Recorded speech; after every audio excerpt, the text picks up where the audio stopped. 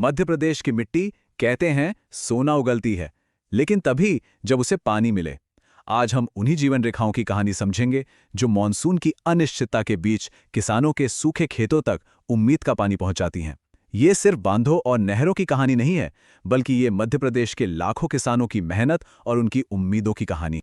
ये आवाज़, ये बात किसी एक किसान की नहीं, बल्कि मध्य प्रदेश के हर उस किसान की है जिसकी जिंदगी का एक बड़ा हिस्सा आज भी अनिश्चित मॉनसून पर निर्भर है।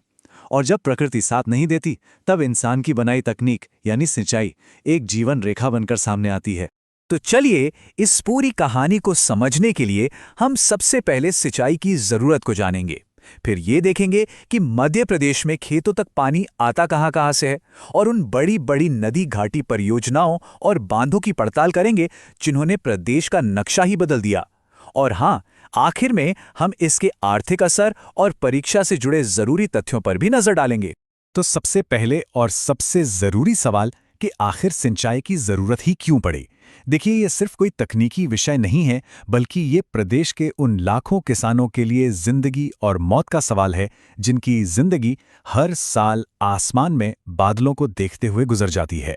सिंचाई का मतलब बहुत सीधा है, कृत्रिम रूप से यानी बनावटी तरीके से फसलों को पानी देना। जब बारिश कम हो या बिल्कुल ना हो, तब नहरों से, कुओं से या पंप के जरिए खेतों तक पानी पहुंचाने की जो पूरी प्रक्रिया है, वही सिंचाई है।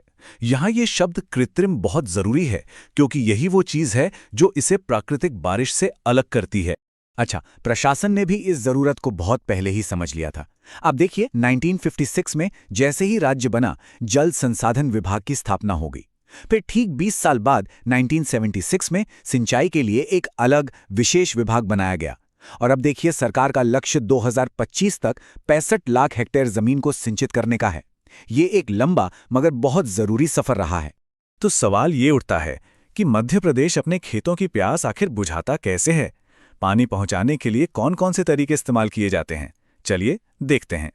ये आंकड़े तस्वीर को एकदम साफ कर देते हैं। प्रदेश की लगभग 67%, जी हां 67% सिंचाई कुओं और नलकूपों से होती है। यही सबसे बड़ा स्रोत है। इसके बाद नहरों का नंबर आता है।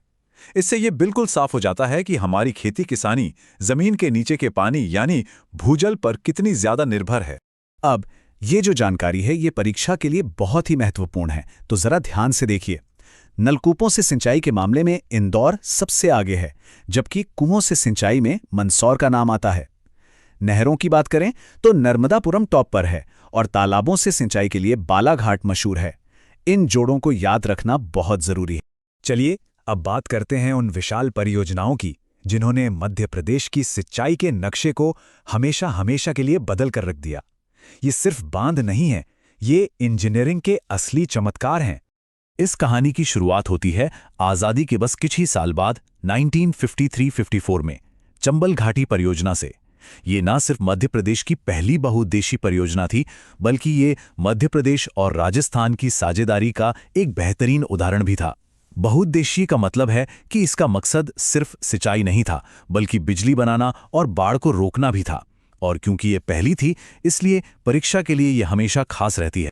इस एक परियोजना के तहत एक क्रम में 3 बड़े बांध बनाए गए।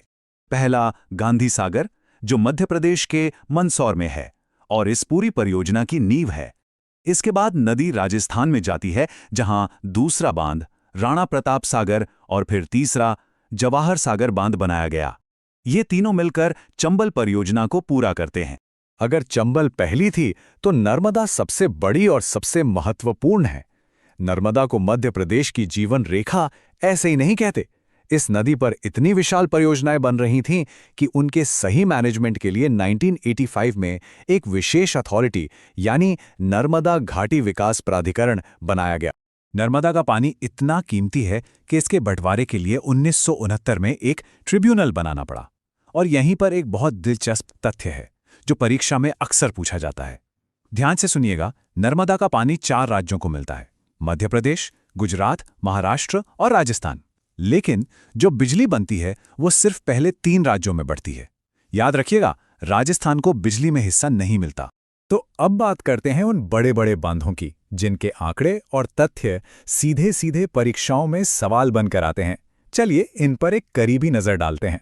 यहाँ नर्मदा पर बने दो सबसे विशाल बांधों की तुलना करते हैं, इंदिरा सागर और सरदार सरोवर। ध्यान देने वाली बात यह है कि इंदिरा सागर पूरी तरह से मध्य प्रदेश के खंडवा जिले में है, जबकि सरदार सरोवर गुजरात में है। इनकी नींव भी अलग अलग प्रधानमंत्रियों ने रखी। इंदिरा सागर की इंदिरा गांधी जी ने और सरदार सरोवर की जवाहरलाल नेहरू ने, जिसका उद्घाटन कई दशकों बाद 2017 में नरेंद्र मोदी जी ने किया। जरा इस संख्या पर गौर कीजिए, 138.68 मीटर।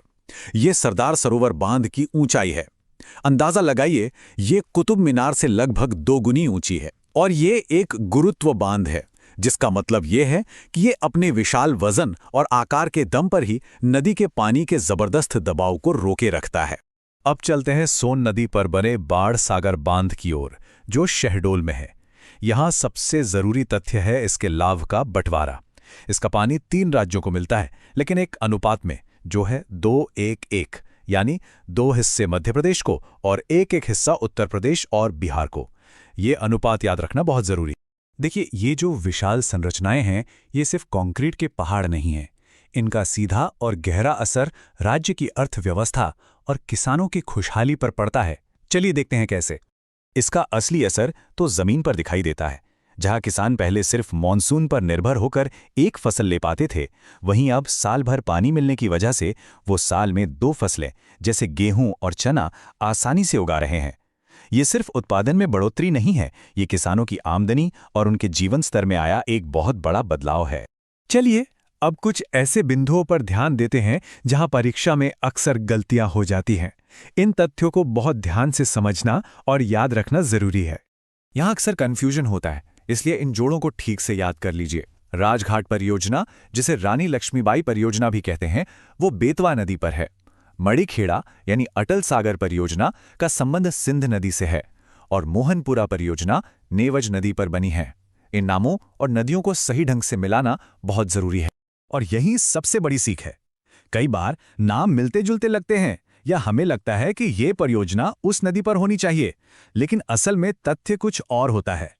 और बस यहीं पर एक गंभीर अभ्यर्थी और बाकी लोगों में फर्क साफ नजर आता है। और जाते जाते एक सवाल जो आपको सोचने पे मजबूर करेगा। हमने इतनी परियोजनाओं की बात की, लेकिन राजगढ़ की मोहनपुरा परियोजना में ऐसा क्या खास है जो उसे भारत में अपनी तरह की पहली परियोजना बनाता है? इसका जवाब इसकी वितरण प्रणाली में छिपा है, जो नहरों के पारंपरिक तरीके के बजाय सीधे दबाव वाली पाइपलाइन से खेतों तक पानी पहुंचाती है। इस अनोखी तकनीक के बारे में और जरूर पढ़िएगा।